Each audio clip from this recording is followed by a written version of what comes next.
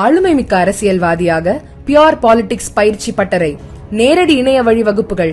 உங்கள் சீட்டிற்கு முந்துங்கள். 7338824242.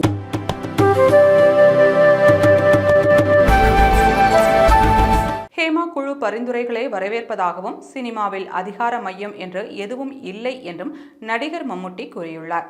மலையாள திரையுலகில் நடைபெறும் பாலியல் சுரண்டல்கள் குறித்து ஆய்வு செய்து அறிக்கை சமர்ப்பிக்க ஓய்வு பெற்ற நீதிபதி ஹேமா தலைமையில் மூவர் குழு 2017ஆம் ஆண்டு அமைக்கப்பட்டது. இந்த குழுவின் அறிக்கை ஆகஸ்ட் 19ஆம் தேதி சமர்ப்பிக்கப்பட்டது. இந்த அறிக்கையில் உள்ள அம்சங்கள் நாடு முழுவதும் பேசுபொருளானது. இதன் அடுத்த கட்ட நகர்வாக பல நடிகைகளும் வெளியில் வந்து தாங்கள் எதிர்கொண்ட பாலியல் துன்புறுத்தல்கள் குறித்து வெளிப்படையாக பேசி வருகின்றனர். இதையடுத்து மலையாள நடிகர் சித்திக், இடைவேளா பாபு, கொல்லம் தொகுதியின் ஆளும் கம்யூனிஸ்ட் எம்எல்ஏ முகேஷ், ஜெயசூர்யா உள்ளிட்ட நடிகர்கள் மீது வழக்கு பதிவு செய்யப்பட்டுள்ளது. இந்நிலையில் இந்த விவகாரத்தில் நடிகர் மம்முட்டி கருத்து தெரிவித்துள்ளார். இது தொடர்பாக அவர் வெளியிட்டுள்ள பதிவில், ஹேமா குழு பரிந்துரைகளை நான் முழுமனதாக வரவேற்கிறேன்.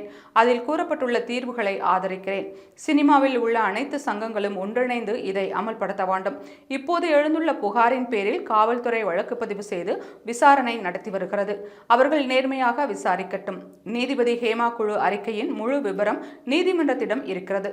அதன்படி நீதிமன்றம் தண்டனைகளை தீர்மானிக்கட்டும். சினிமாவில் எந்தவொரு அதிகார மையமும் இல்லை என்று மம்முட்டி கூறியுள்ளார். மேலும் அவர் கூறுகையில், சினிமா வாழ வேண்டும்.